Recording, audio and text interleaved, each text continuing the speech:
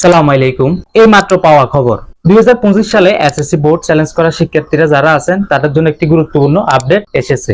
আপনারা রেজাল্ট কিভাবে দেখবেন সে নিয়ে আমার একটা ভিডিও আছে, আপনারা চাইলে সেটাও দেখে আসতে পারেন বা আমিও খুব সহজে আপনাকে দেখিয়ে দিচ্ছি। আপনারা প্রথমে যে কোনো একটি ব্রাউজারে যাবেন, আমি ব্রাউজার হিসেবে গুগল ক্রোমকে সিলেক্ট করলাম।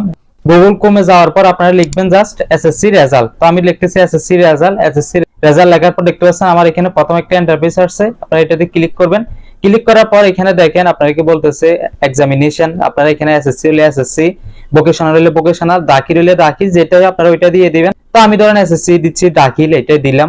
তো আমি পাসিং ইয়ার দিচ্ছি মনে হয় 2022, জাস্ট আপনারা বোঝার জন্য। তো আমি 2022 ক্লিক করলাম, এরপর বোর্ড দিলাম আমি চট্টগ্রাম, এরপর আমি রোলটা দিয়ে দিচ্ছি। আমার রোলটা দেওয়া শেষ, আপনারা দেখতে পাচ্ছেন। এরপর আমি জাস্ট রেজিস্ট্রেশন নম্বরটা দিব।